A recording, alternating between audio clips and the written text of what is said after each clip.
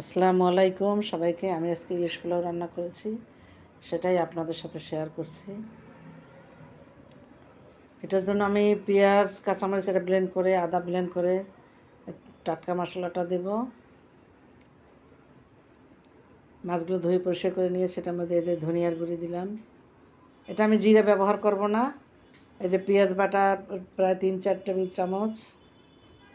পেঁয়াজ বাটা কম বেশি হলে বেশি দিলেও সমস্যা নাই, পরিমাণ মতো হলেই হবে। আদা বাটা দিলাম 1.5 টেবিল চামচ।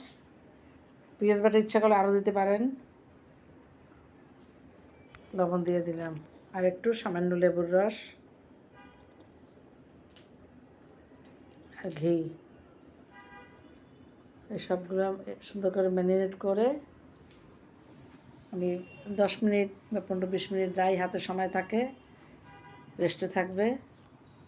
এরপর মাছের গা থেকে গ্রেভিটা সরিয়ে সামান্য একটু রসুন বাটা দিয়ে দিলাম। এবার মাছের গা থেকে গ্রেভিটা সরিয়ে মাছটাকে একটু ভেজে নেব, হালকাভাবে ভেজে নেব।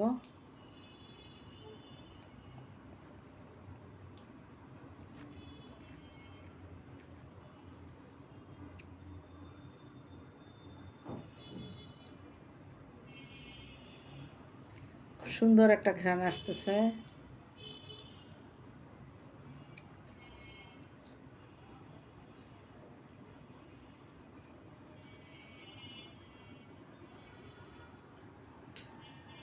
ওই তেলের মধ্যেই আমি একটু পেঁয়াজ ছেড়ে দিলাম।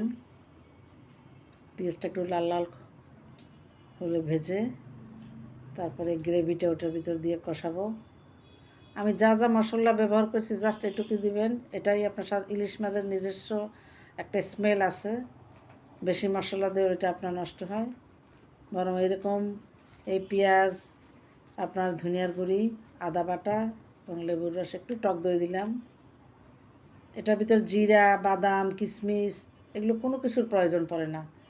এরকম করে রান্না করলেই মুখে স্বাদ লেগে থাকার মতো মজা হয়। আমি একটু আলু দিয়েছি, আপনারা এটা ইচ্ছা করলে নাও দিতে পারেন। আমার ঘরের লোকজন একটু আবার পছন্দ করে। এখন ভাজা মাছগুলো দিয়ে দিয়েছি।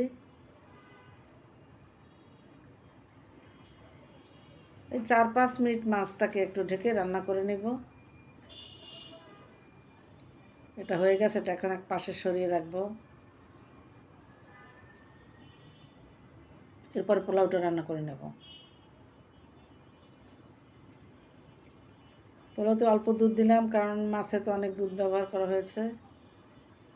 যে পোলাওটা প্রায় হয়ে গেছে, সামান্য পোলাও সরিয়ে রেখে রাইসটা তারপরে আপনার মাছটাকে বিছিয়ে দিলাম। লেয়ার উপরে একটা পাতলা লেয়ার হবে। মাছের গ্রেভিটাও ফাঁকে ফাঁকে মাছের দিয়ে দিলাম।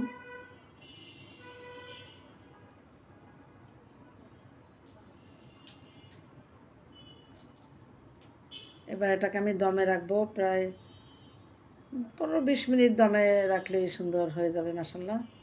এই যে উপরে পাতলা লেয়ার দিলাম, তারপরে আপনার এই বাকি মশলাটুকু ওই দিয়ে দিলাম, একটু পেঁয়াজ বেরেস্তা দিয়ে এটাকে এখন 10-15 মিনিট দমে রাখলেই সুন্দর ঝরঝরে পোলাও হয়ে যাবে। এই যে হয়ে গেছে আমার ইলিশ পোলাওটা।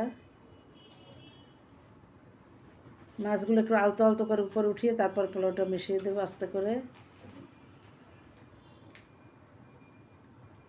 খুব মজাদার হয়েছিল পোলাওটা। আপনারা আমি যা যা দিয়েছি এইভাবে রান্না করে দেখবেন। এই যে হয়ে গেল আমার মজাদার ইলিশ